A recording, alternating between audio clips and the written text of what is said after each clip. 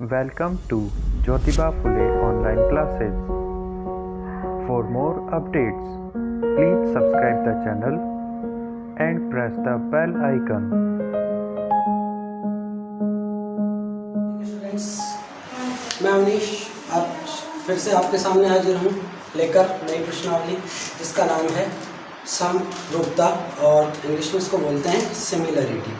और ये आपका अध्याय क्रमांक 11 है, कक्षा 10 का। अब देखो सिमिलरिटी, पहले इसका अर्थ समझते हैं, उसके बाद में हम आगे बढ़ेंगे। समरूपता, समरूपता यानी क्या भाई? दो शब्दों से मिलकर बना है, सम समान और रूपता। ऐसी चीज़ें जो आपस में क्या दिखती हैं? समान दिखती हैं। दैनिक जीवन के उदाहरणों की बात करूँ, सिंपल वे में बात करूँ तो जैसे आदमी और उसकी फोटो, ये क्या है? दोनों समरूप हो सकते हैं, बोल सकते हैं। कोई कार हो और आपने खूब छोटी छोटी कारें भी चलाई होंगी देखो, या फिर उसका मॉडल भी देखा होगा आपने, तो कार और उसका मॉडल अभी क्या सिमिलरिटीज़ हैं या कुछ भिन्नताएं क्या हैं वो मैं आपको बताऊँगा। कार हो गया, ऐसे ही इसी प्रकार से जैसे ये कार जो है वो होती है बड़ी और मॉडल जो है दिखती, और वो क्या होता है? छोटा होता है। कार जो है वो बड़ी है और मॉडल क्या है? छोटा। बस दिखने में एक दूसरे के क्या है? बिल्कुल समान है, बिल्कुल समान है। क्या हो सकते हैं भाई? और क्या हो सकते हैं? ये तो थी आम जिंदगी की, दैनिक जीवन में जो है उनकी बात। अब मैं बात करता हूँ जैसे आपके वर्ग है, ये एक वर्ग है और ये भी क्या है? एक वर्ग है। दोनों क्या हैं? दिखने में एक दूसरे के समान है, बिल्कुल समान है। मैं बात करता हूँ एक और वर्ग जो लिया मैंने, ये वर्ग मान लीजिए 3 सेंटीमीटर त्रिज्या का है और ये भी कितने का है? 3 सेंटीमीटर का। और ये कितने का है? 2 सेंटीमीटर भुजा का क्या है? एक वर्ग है। 3 सेंटीमीटर भुजा का एक वर्ग है और ये क्या है? 2 सेंटीमीटर भुजा का एक वर्ग है। तीनों में समानता या अंतर क्या? देखो ये इसके बिल्कुल क्या है? समान है। दिखता है क्या? बिल्कुल एक ही जैसे दिखते हैं तीनों वर्ग, एक ही प्रकार से इनकी विशेषताएं भी क्या है? समान है। लेकिन बात करूं इसकी और इसकी और इसकी, ये भी 3 सेंटीमीटर और ये भी 3 सेंटीमीटर, यानी कि भुजाएं बिल्कुल समान है। तो दिखने में आकार, रंग, रूप सब कुछ क्या है? समान है। तो इन दोनों को जो है वो मैं कहूँगा सर्वांग सम। सर्वांग सम। और इन दोनों की अगर मैं बात करूँ तो दिखने में समान है, इनका रूप क्या है? समान है, लेकिन विशेषताएं समान नहीं है। यानी कि कुछ विशेषताएं समान है लेकिन जो इसके अंदर आपको क्या दी गई हैं? भुजाएं दी गई हैं, वो बिल्कुल क्या है? अलग अलग हैं। अतः इनको क्या बोल सकते हैं? सर्वांग सम नहीं बोलेंगे, क्या बोलेंगे? समरूप। इनका रूप कैसा है? समान है, जबकि ये सर्वांग सम है, सारे अंग इनके क्या है? समान है। त्रिभुजों की बात करूं तो बड़ा त्रिभुज, छोटा, आपस में तीनों जो हैं वो क्या है? समरूप हैं। देखो भाई मुझे लग रहा है कि आप लोगों को अच्छे से समझ में आ गया होगा। अब आगे बढ़ता हूँ। इस समरूपता का ये जो उपयोग है वो कहाँ होता है? तो बड़े बड़े पहाड़, मीनारें वगैरह जो है उनको क्या फिट या फीता लेकर थोड़े मापा जाता है। इसके अंदर किसका यूज किया जाता है भाई? समरूपता का ही यूज किया जाता है। आगे देखो भाई, अब समरूपता के लिए क्या क्या आवश्यक है? तो ये जो समरूपता है वो बहुभुज के लिए होती है। किसके लिए? बहुभुज, यानी कि जिसमें 3 या 3 से क्या हो? अधिक भुजाएं हो, क्या कहलाता है? बहुभुज कहलाता है। और इसे में ये लगती है भाई बहुभुज तो कितना भी हो सकता है, 3 भुजाएं, त्रिभुज, 4 भुजाओं का जो चतुर्भुज होता है वो भी है, पंचभुज हो गया, षष्ठभुज हो गया। इसी प्रकार से ये सब क्या है? बहुभुज। 3 या 3 से अधिक उनको क्या कह देते हैं? बहुभुज कह देते हैं। अब देखो भाई बहुभुज की समरूपता का नियम जो है, अब मैं बात करता हूँ तो उनके जो संगत कोण है, संगत कोण वो क्या होने चाहिए? बराबर। संगत कोण क्या होने चाहिए? बराबर। और संगत भुजाओं संगत भुजाओं का अनुपात, संगत भुजाओं का अनुपात, ये भी क्या होना चाहिए, बराबर होना चाहिए। बिल्कुल ठीक है। तो भी इसको क्या बोलेंगे, अगर ये दोनों रूल कोई बहुभुज फॉलो करता है तो उसको हम क्या कह देंगे भाई कि ये दोनों क्या हैं, समरूप हैं। तो ध्यान कीजिए, दोनों शर्तें आवश्यक हैं, प्रत्येक बहुभुज के लिए दोनों शर्तें आवश्यक हैं। तो संगत कोण और संगत भुजाएं ये बराबर उनके होना आवश्यक है। अब ये जो प्रश्नावली है वो आपके जो है वो त्रिभुजों पर ही आधारित है। किस पर है, ज़्यादातर जो क्वेश्चन है वो किस पर आधारित है, त्रिभुजों पर। तो हम पढ़ेंगे त्रिभुजों की समरूपता, त्रिभुजों की समरूपता। तो अगर मैं बात करूं भाई एक त्रिभुज और ये दूसरा त्रिभुज, तो इन दोनों के समरूप होने के लिए अगर ये त्रिभुज है ABC और ये है PQ और R, तो यदि इस त्रिभुज में कोण A बराबर कोण PK, कोण B बराबर कोण Q और कोण C बराबर कोण R, तो देखो भाई संगत कोण आपस में क्या हो गए, बराबर हो गए। अब मैं बात करूं संगत भुजाएं, तो AB बटा इसमें कौन सी आएगी भाई, PQ, ये बराबर होना चाहिए BC बटा QR, बराबर होना चाहिए AC बटा BR के। यदि ये दोनों जो त्रिभुज हैं ये नियम फॉलो करते हैं, कौन सा, संगत कोण बराबर और संगत भुजाओं का अनुपात बराबर, तो हम क्या कह सकते हैं भाई कि दोनों बहुभुज या दोनों त्रिभुज क्या है, समरूप हैं। तो आगे बढ़ते हैं थेल्स प्रमेय के लिए। थेल्स प्रमेय क्या है, प्रमेय 11.1 आधारभूत आनुपातिकता प्रमेय, या इसको अच्छे से बोला जाए तो ये है थेल्स प्रमेय। यूनान का एक वैज्ञानिक था थेल्स, उसने इसकी खोज की थी, इसलिए इसको क्या बोला जाता है, थेल्स प्रमेय। कथन क्या है वो ध्यान करो, मैं समझा देता हूँ एक बार आपको, बाद में इसको क्या करेंगे, सिद्ध करेंगे। मान लीजिए कोई त्रिभुज है AB और C, इसमें एक भुजा के समांतर एक रेखा इस प्रकार खींची जाए। मान लीजिए एक रेखा खींची मैंने D और E, ये जो DE है, ये जो DE है यदि समांतर हो किसके, BC के, यदि DE समांतर हो BC के, अर्थात किसी त्रिभुज में एक भुजा के समांतर खींची गई रेखा शेष दोनों भुजाओं को काट रही है ना, तो ये जो शेष दोनों भुजाएं हैं इनको किस अनुपात में काटती है भाई, समान अनुपात में काटती हैं। तो यानी कि ये टुकड़ा इसने काटा है AD बटा DB, ये बराबर होगा किसके, AE बटा EC के, AE बटा EC के बराबर होगा।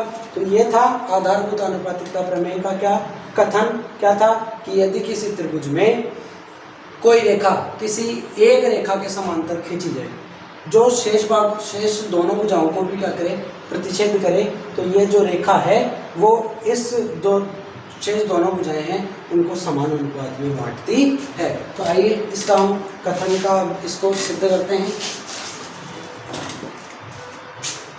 तो इसमें एक छोटी सी प्रमेय काम में आएगी, वो मैं आपको पहले समझा देता हूँ। क्या है भाई, दो समांतर रेखाएं, दो समांतर रेखाएं, मान लीजिए इसमें कोई दो बिंदु ले लिया, ये रेखाखंड मैंने यहाँ से अलग कर लिया। अब एक त्रिभुज मैंने इस प्रकार से लिया और दूसरा त्रिभुज इस प्रकार से लिया। ये दो त्रिभुज दिख रहे हैं क्या आपको?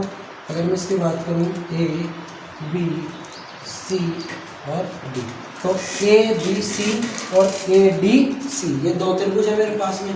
यदि एक ही आधार और एक ही समांतर रेखाओं के मध्य दो त्रिभुज बनाए जाए तो वो दोनों आपस में क्षेत्रफल में क्या होते हैं, बराबर होते हैं। ध्यान कीजिए वापस से भी, एक ही आधार और एक ही समांतर रेखाओं के मध्य, जैसे ये दो समांतर रेखाएं थी, इनके मध्य ये कोई मैंने त्रिभुज ले लिया।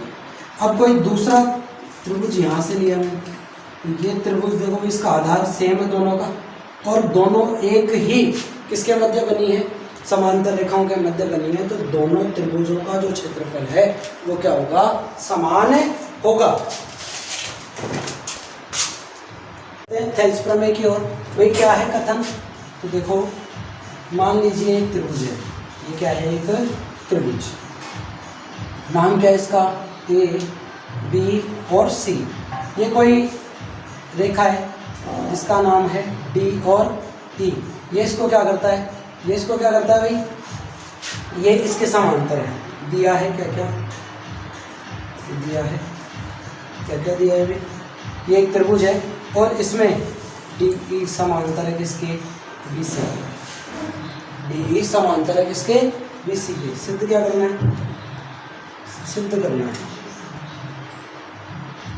हमें सिद्ध करना है कि ये जो अनुपात है क्या, ए डी बटा डी बी, ये किसके बराबर होता है, ए ई बटा ई सी के। हमें ये सिद्ध करना है भाई। रचना मुझे करनी है, तो रचना मैंने की, क्या की, रचना मैंने की कि बी को किससे मिला दिया, ई से, और सी को किससे मिला दिया, डी से।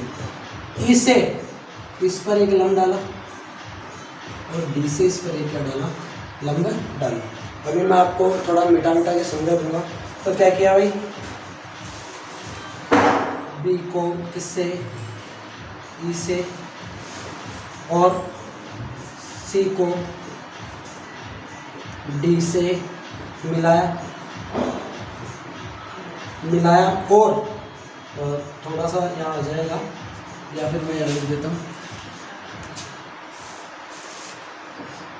इसको मिला दिया और क्या किया हमने, ई, और इसको नाम में दे देता हूँ, मैं क्या नाम दूँ, एफ और जी। ये एफ और ये क्या है, जी। ई एफ ये लंबवत है किस पर, ए डी पर, ये लंबवत है किस पर, ए डी पर, और डी जी ये लंबवत है किस पर, ए डी पर, बिल्कुल है। अब देखो भाई मैं बात करता हूँ त्रिभुज के क्षेत्रफल का। क्या होता है भाई, 1/2 आधार गुणा ऊंचाई, त्रिभुज का क्षेत्रफल, त्रिभुज का क्षेत्रफल। तो आपको पता है 1/2 आधार गुणा ऊंचाई होता है। तो इस त्रिभुज की बात करता हूँ, त्रिभुज ए डी ई के लिए, त्रिभुज ए डी ई या ए डी ई का क्षेत्रफल बटा त्रिभुज, मैं लेता हूँ डी बी ई का क्षेत्रफल, त्रिभुज डी बी ई का क्षेत्रफल क्या होगा भाई, ऊपर वाला भी 1/2 आधार ए डी ई, तो आधार ए डी हो गया क्या इसका, बिल्कुल ए डी हो गया, ए डी इंटू ऊंचाई क्या है इसकी, ई एफ बटा इसका भी 1/2 आधार गुणा ऊंचाई, तो डी बी ई। इसका आधार क्या होगा भाई, डी बी, इसका आधार क्या होगा, डी बी। और देखो ये क्या है भाई, अधिक कोण त्रिभुज है, तो इसकी जो ऊंचाई होगी वो भी क्या होगी, ई एफ। देखो इस प्रकार से देख सकते हैं आप लोग, ये अधिक कोण त्रिभुज है तो इसकी ये ऊंचाई जो ये तो होगी, तो इसकी जो ऊंचाई है वो भी क्या होगी, ई एफ। 1/2 से 1/2 कैंसिल, ई एफ से ई एफ कैंसिल, क्या है मेरे पास, ए डी बटा डी बी। इसी प्रकार क्या है, ये त्रिभुज की बात करता हूँ, किसकी, इसमें आ जाएगा ए डी ई का क्षेत्रफल, त्रिभुज ए डी ई का क्षेत्रफल बटा त्रिभुज, अब मैं लेता हूँ डी ई सी का क्षेत्रफल, डी ई सी का क्षेत्रफल, ये भी 1/2 आधार गुणा ऊंचाई, तो आधार भी इस तरफ से ले रहा हूँ मैं, तो आधार क्या होगा मेरे पास, ए ई इंटू ऊंचाई क्या है इसकी, डी जी, ऊंचाई क्या है, डी जी बटा डी ई सी का क्षेत्रफल, डी ई सी का क्षेत्रफल, तो आधार क्या काम करेगा, ई सी, 1/2 आधार ई सी इंटू ऊंचाई, देखो ये क्या काम करेगी, D G cancel, D G से डी जी कैंसिल, 1/2 से 1/2 कैंसिल, क्या प्राप्त हुआ, ए ई बटा ई सी। ये देखो भाई, अब आपको मैं बात करूं, अभी मैंने जो प्रमेय बताई थी बीच के अंदर कि एक ही आधार और एक ही समांतर रेखाओं के मध्य बने त्रिभुज क्या होते हैं, उनका जो क्षेत्रफल है वो क्या होता है, समान होता है। तो डी बी ई, तो भाई देखो डी बी ई का क्षेत्रफल इस त्रिभुज का, नीचे से अगर मैं इसको हटा दूं, और डी ई सी का क्षेत्रफल डी ई सी, एक ही आधार डी ई और एक ही समांतर रेखाएं कौन कौन सी, डी ई और बी सी के मध्य बने हुए, इसका मतलब डी बी ई और डी ई सी का क्षेत्रफल क्या होगा, क्षेत्र समान। तो area of triangle D B E बराबर area of triangle D E C. तो इस समीकरण 1 में मैं डी बी ई की जगह क्या लिख सकता हूँ, डी ई सी। तो यहाँ भी हो जाएगा area of A D E का क्षेत्रफल, है ना, ट्रायंगल ए डी ई का क्षेत्रफल बटा ये क्या हो जाएगा, डी बी ई की जगह क्या लिख दूँ भाई, त्रिभुज डी ई सी का क्षेत्रफल लिख दिया गया मैंने। अब ये देखो, ये समीकरण 2 में देखो भाई, ये सेम आ गया क्या लेफ्ट हैंड, इसका मतलब ये दोनों के राइट हैंड भी क्या होंगे, बराबर। तो भाई इससे आप लिख सकते हो समीकरण 1 व 2 से ए डी बटा डी बी बराबर ए ई बटा ई सी, और यही मुझे क्या करना था, सिद्ध करना था। ए डी बटा डी बी बटा बराबर ए ई बटा ई सी, ये हमारे पास ये सिद्ध हो गया। अब मैं इसके 2 और परिणाम क्या हो सकते हैं वो मैं आपको बता देता हूँ। तो अगर मैं बात करूँ ए डी या बात करूँ ए बी बटा ए डी, ये बराबर होगा ए सी बटा ए ई के। एक ये भी इसका परिणाम हो सकता है और एक हो सकता है ए बी बटा डी बी बराबर ये होगा ए सी बटा ई सी। तो ये परिणाम मेरे पास हो सकते हैं, आप लोग इसको याद रखें, आगे काम में आएगा। आगे बढ़ते हैं, प्रमेय 11.2 जो क्या है, थेल्स प्रमेय का क्या है, विलोम। थेल्स प्रमेय कहती थी कि भाई किसी त्रिभुज में एक ऐसी रेखा खींची जाए जो एक भुजा के क्या हो, समांतर, तो वो समान अनुपात में बांटती है। अब ये क्या कहती है, ये प्रमेय ये कहती है कि भाई किसी त्रिभुज में एक रेखा उस 2 भुजाओं को इस प्रकार से काटती हुई जाए कि वो अनुपात क्या हो, समान हो, उनका अनुपात क्या हो, समान हो।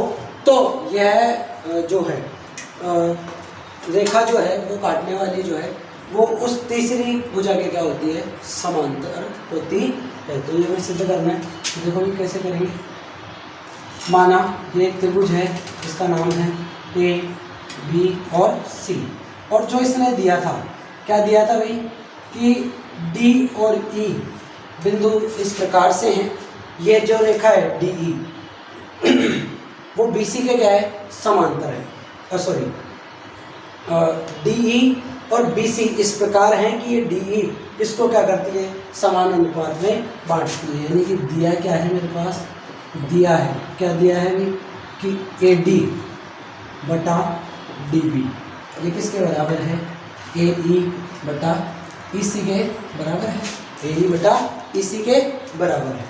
मैंने क्या किया भाई, दिया तो है मेरे को, अब मेरे को सिद्ध क्या करना है, मेरे को सिद्ध ये करना है कि डी ई जो है वो समांतर होगी किसके, बी सी के, डी ई समांतर होगी बी सी के, ये सिद्ध करना है। तो देखो भाई, अब मैंने ये सब मान लिया, मैंने ये मान लिया कि ये डी ई इसके समांतर नहीं है। एक ऐसी रेखा जो डी से प्रारंभ होती है, जो डी से प्रारंभ होती है और इसको कहाँ पर काटती है, एफ पर, और ये जो डी एफ है, माना क्या माना, रचना से क्या माना कि भाई डी एफ समांतर है किसके, बी सी के, खींची हमने डी एफ समांतर खींची बी सी के। तो थेल्स प्रमेय के अनुसार क्या हो जाएगा, इससे रचना से रचना हमने की, तो क्या ए डी बटा डी बी, क्या ए डी बटा डी बी ये बराबर नहीं होगा ए एफ बटा एफ सी के, ए एफ बटा एफ सी के। ये समीकरण 1 और समीकरण नंबर 2। भाई इसका लेफ्ट हैंड और लेफ्ट हैंड दोनों के बराबर है क्या? तो समीकरण 1 व 2 से, समीकरण 1 व 2 से राइट हैंड भी बराबर होंगे इनके। तो ए ई बटा ई सी बराबर ए एफ बटा एफ सी। दोनों पक्षों में क्या जोड़ने पर? 1 जोड़ने पर। तो ए ई बटा ई सी प्लस 1 बराबर ए एफ बटा एफ सी प्लस 1। इधर लघुत्तम लेंगे तो ये हो जाएगा ए ई प्लस ई सी बटा ई सी बराबर A F plus F C बटा एफ सी। क्या बनेगा भाई? क्या बनेगा? ए ई प्लस ई सी, ए ई प्लस ई सी, क्या ए सी बनेगा क्या? बिल्कुल बनेगा। ए सी बटा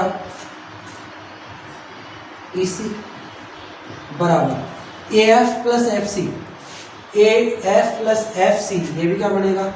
ए सी बटा क्या हो गया? F C. ये ए सी से ए सी कैंसिल। अगर मैं इसको ऊपर की ओर लेकर आऊँगा क्या बनेगा मुझे कि ई सी बराबर हो जाएगा एफ सी के। अब देखो भाई क्या प्राप्त हुआ हमें? ई सी।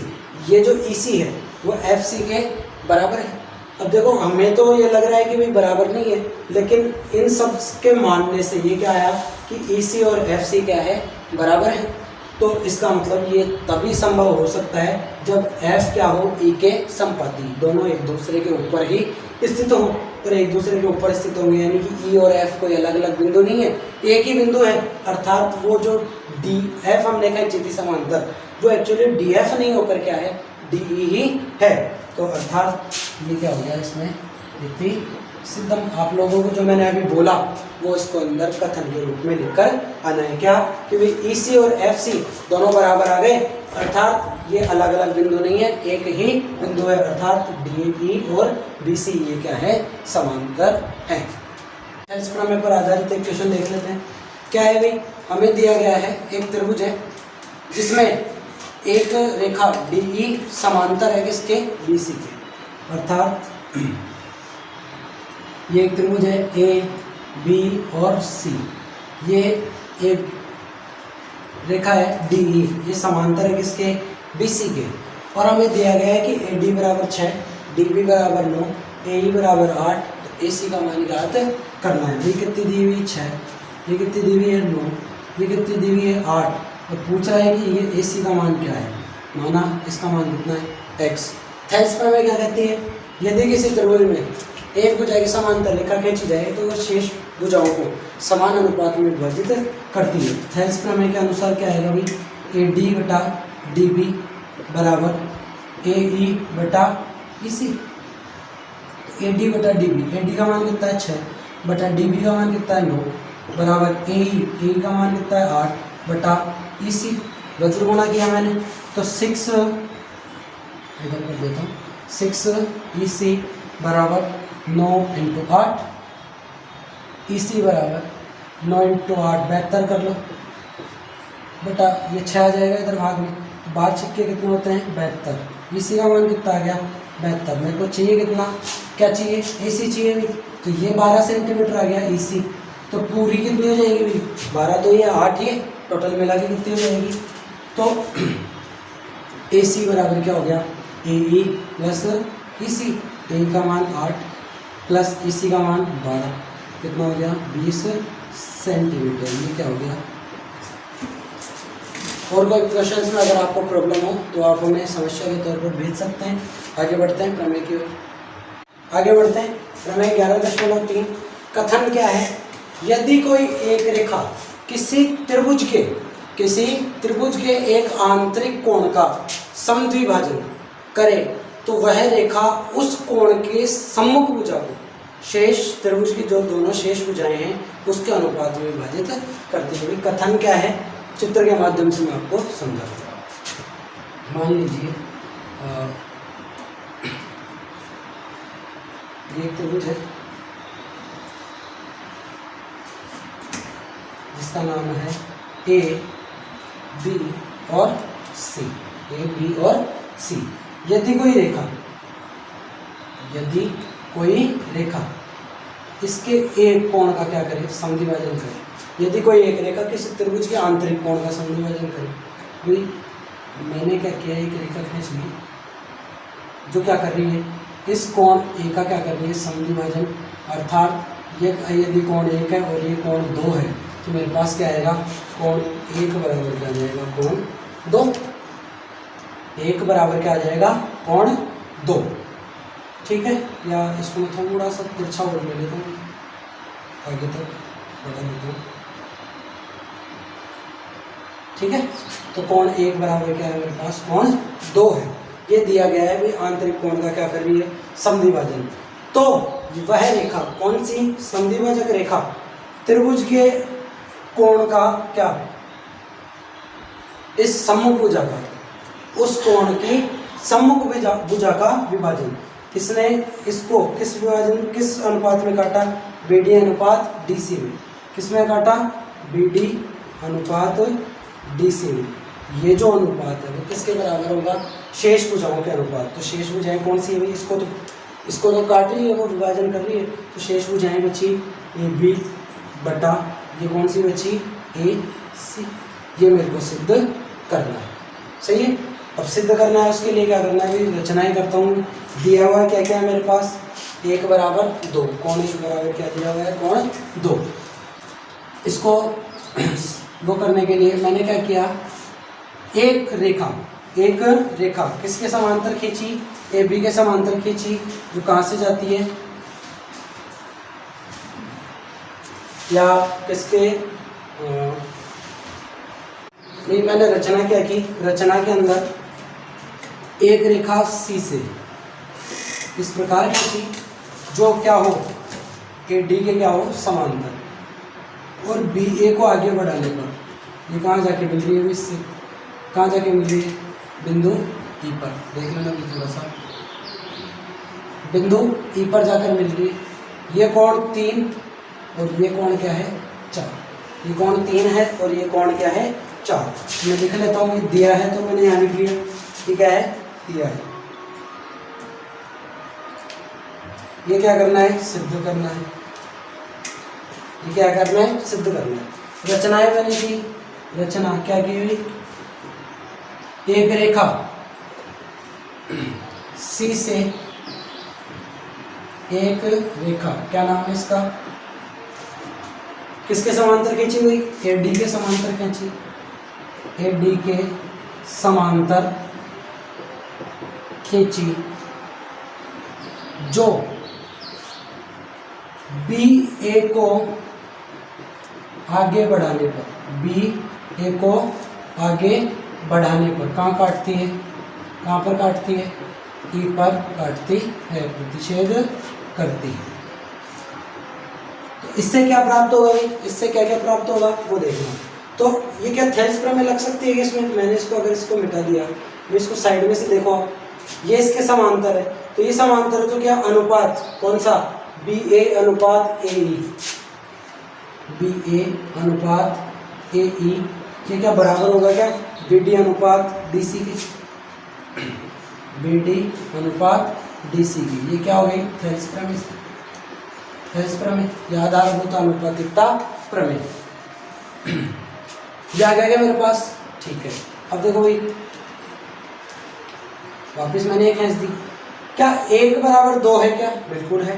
क्या 2 बराबर 3 है, बिल्कुल है। क्यों भाई, ये दोनों समांतर है, एक तिर्यक रेखा इसको काटती हुई जा रही है, तो कोण 2 बराबर क्या होगा, कोण 3। कोण 2 बराबर कोण 3, किस नियम से, एकांतर कोण के नियम से, एकांतर कोण के नियम से। दोनों भुजाएं क्या, दोनों कोण क्या हो गए, समान हो गए। अब आपको पता है कोण 1 बराबर कोण 4, कोण 1 बराबर कोण क्या है, 4। क्यों है, क्यों भाई, तो देखो भाई संगत कोण के लिए, संगत कोण कैसे, दो समांतर रेखा एक दूसरे को काटे, और सॉरी दो समांतर रेखाएं को एक तिर्यक रेखा काटे, तो ये और ये कोण क्या कहलाते हैं, संगत कोण कहलाते हैं। तो कोण 1, देखो ये समांतर रेखाएं, एक तिर्यक रेखा BE इसको काटती हुई जा रही है, तो कोण 1 और कोण 4 क्या हो गया, संगत कोण के नियम से बराबर। लेकिन आपको पता है 1 बराबर तो 2 है, तो 1 और 2 बराबर है, तो क्या 3 और 4 बराबर नहीं होंगे? तो भाई 3 बराबर कौन 4। समीकरण इसको 1 दे दो और इसको क्या दे दो समीकरण 2। तो क्या लिखोगे यहाँ समीकरण 1 व 2 से 1 बराबर 2 है तो 3 बराबर भी क्या होगा 4। आपको पता है यदि भुजाएं बराबर है, यदि भुजाएं बराबर हैं तो सॉरी कोण बराबर है तो उनकी सम्मुख भुजाएं भी क्या होंगी बराबर।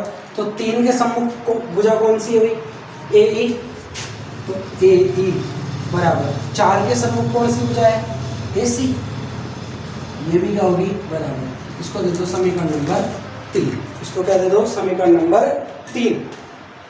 तो यहाँ देखो भाई ये समीकरण नंबर इसको 4 दे दो, तो समीकरण 4 नहीं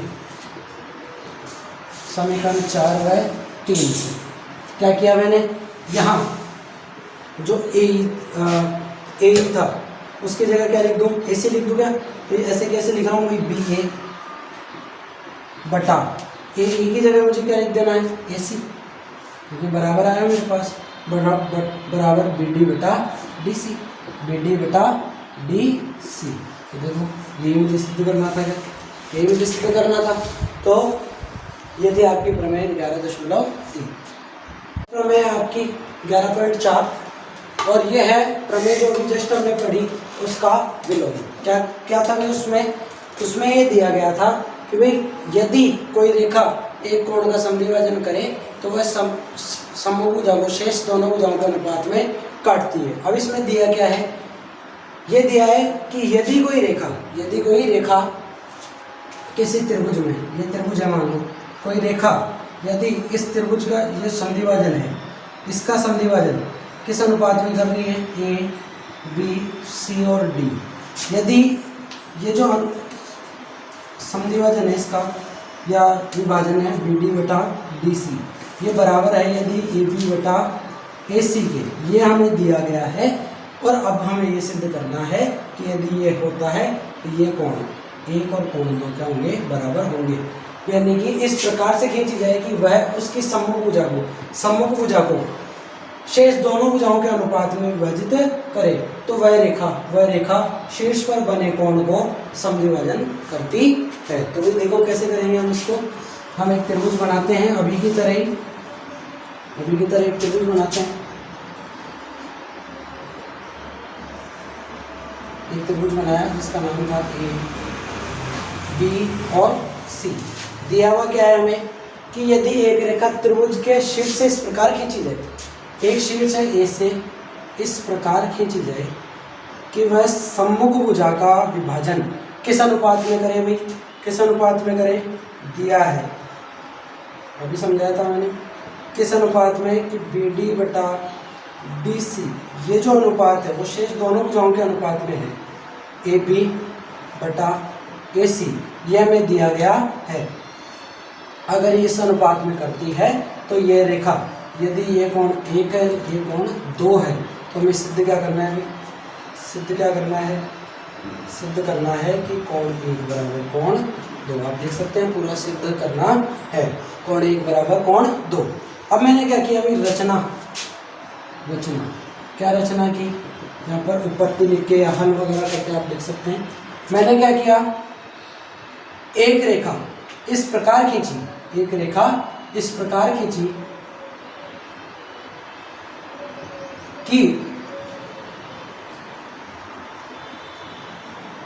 रेखा है ए ई बराबर किसके खींची हुई ए सी खींची।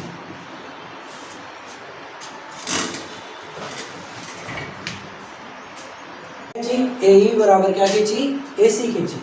अब ये जो खींची मैंने भी इसको कोण 3 दे देता हूँ और इसको कोण 4। तो अगर भुजाएं बराबर है तो सम्मुख कोण भी क्या होंगे बराबर। तो ए ई के सम्मुख कोण कौन सा है 3, ए ई के सम्मुख कोण 3 बराबर ए सी के सम्मुख कोण कौन सा है कोण 4। ये याद रखें आप लोग, समीकरण 1 दे दिया मैंने, रचना से किया हमने, ये सब कुछ दिया है। ये क्या दिया है भाई, ये जो दिया है इसमें मैंने ए ई और ए सी जो आपस में इसको इंटरचेंज कर दिया, ए सी की जगह क्या लिख दूँ ए ई, अर्थात इसको समीकरण 2 दे दो भी, इसको क्या दे दो समीकरण नंबर 1। तो समीकरण 1 से, समीकरण 1 से क्या किया भाई, बी डी बटा डी सी बराबर ए बी बटा ए सी की जगह क्या लिख सकता हूँ, ए ई। यह है मेरे पास में, देखो भाई बी डी बटा डी सी, बी डी बटा डी सी बराबर है ए बी बटा ए बी बटा ए ई। तो क्या ये त्रिभुज में जो ये अनुपात है भुजाओं का वो क्या है, समान है। अर्थात ये जो रेखा खींची थी हमने वो इसके क्या है, थेल्स प्रमेय का विलोम पढ़ा है आपने। तो ये अगर अनुपात समान हो तो ये रेखा क्या होती है, इसके समांतर होती है। तो ये अनुपात अगर समान है तो थेल्स प्रमेय के विलोम से, थेल्स प्रमेय के विलोम से क्या क्या होगा भाई, क्या हो जाएगा हमारे पास, जो AD है, AD है वो समांतर हो जाएगी किसके, EC। ये रेखा और ये रेखा इसके क्या हो जाएगी, समांतर। अब दोनों रेखाएं समांतर हो गई तो क्या दो कोण और कोण 3 ये बराबर नहीं होंगे, तो कोण 2 बराबर कोण 3, क्यों, एकांतर कोण, एकांतर कोण। और 2 बराबर 3 हो गई भी मेरे पास में। अब देखो भाई 1 बराबर क्या है, कोण 4 के, क्यों, ये समांतर हो गए तो क्या कोण 1 और कोण 4 संगत कोण के नियम से बराबर नहीं होंगे। 1 बराबर कोण 4, कौन से नियम से, संगत कोण के नियम से, संगत कोण के नियम से दोनों बराबर हुए। तो यहाँ देखो भाई मेरे को करना है 1 बराबर 2, 2 बराबर किसके हैं, 3 के, 3 बराबर किसके हैं, 4 के। तो मैं यहाँ 4 की जगह 3 लिख सकता हूँ क्या, तो कोण 1 बराबर, इससे ये मैंने क्या लिखा, 4 की जगह क्या लिख दिया, कोण 3। और कोण 3 किसके बराबर है, 2 से, तो इस 3 की जगह क्या लिख दिया, 2, कोण 1 बराबर कोण 2। ये सिद्ध करना था और ये सिद्ध हो चुका है। ठीक है, तो भाई आगे बढ़ते हैं नेक्स्ट प्रमेय के लिए। नेक्स्ट प्रमेय पे आते हैं। प्रमेय 11.5 कथन क्या है वो मैं आपको सीधा ही समझा दूंगा। एक त्रिभुज है, देखो एक त्रिभुज है,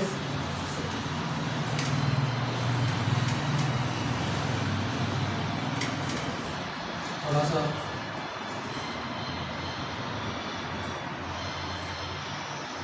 एक त्रिभुज है, इसका नाम है ए बी और सी,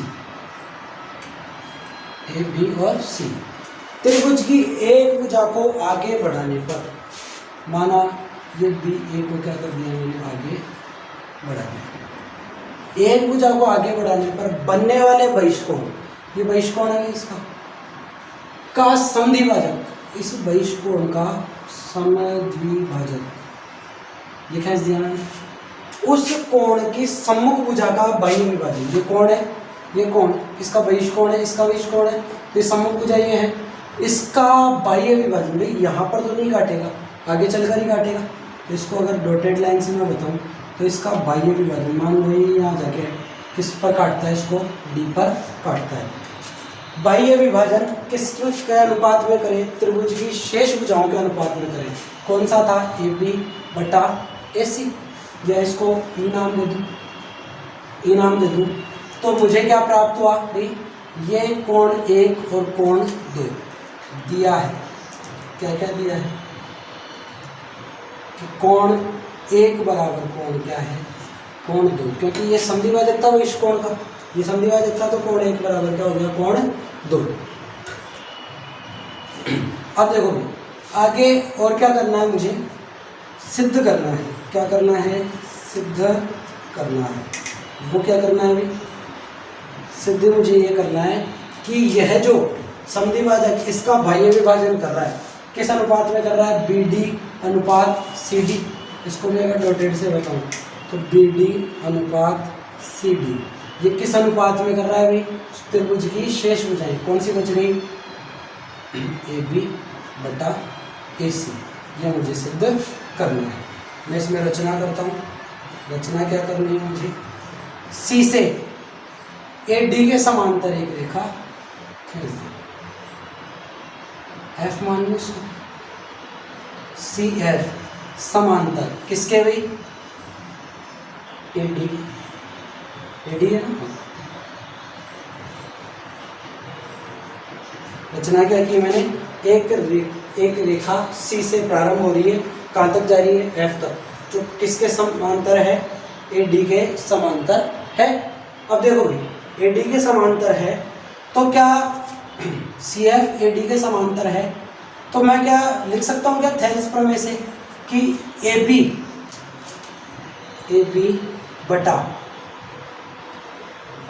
यहाँ लिख दूँ मैं, क्या लिखूँगी AF, ठीक है, AB बटा AF बराबर क्या होगा, यहाँ देखो भाई BD बटा CD समीकरण 1 दे दो और आगे आ जाओ। समीकरण 1 दे दिया मैंने इसको। अब देखो भाई आगे क्या करना है, ये कोण 3 और ये कोण क्या है 4, तो क्या कोण 1 बराबर 2 दिया हुआ है क्या, बिल्कुल दिया हुआ है। तो क्या कोण 1 बराबर 3 नहीं होगा, कोण 1 बराबर 3, क्यों, एकांतर कोण बिल्कुल होंगे। एकांतर कोण से कोण 2 1 और 3 बराबर हो गए, क्या 2 और 4 बराबर नहीं होंगे भाई, संगत कोण से कोण 2 बराबर कोण 4, कौन से नियम से, संगत कोण के नियम से, संगत कोण से क्या हो गए 2 बराबर 4।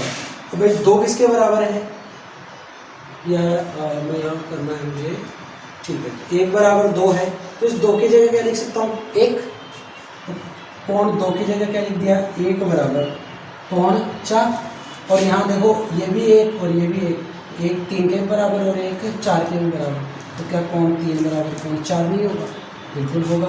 तो अगर कोण 3 और कोण 4 बराबर हो गए तो इनके सम्मुख भुजाएं भी क्या होंगी बराबर, 3 के सम्मुख कौन सी भुजा होगी AF बराबर, और 4 के सम्मुख कौन सी भुजा है AC, ये इसके बराबर है। समीकरण नंबर क्या दे दिया 2। इसमें AF की जगह क्या लिख सकता हूँ, AC लिख सकता हूँ क्या समीकरण 1 में, तो समीकरण 1 व 2 से, समीकरण 1 व 2 से, तो एक क्या था भाई AB बटा AF, AB बटा AF की जगह क्या लिखता हूँ मैं AC बराबर, यहाँ क्या था BD बटा CD, तो क्या मेरे पास जो मुझे सिद्ध करना था वो आ गया, BD बटा CD बराबर AB बटा AC, अर्थात इस समद्विभाजक ने इस सम्मुख भुजा का समद्विभाजन या विभाजन किस अनुपात में किया, दोनों शेष भुजाओं के अनुपात में किया।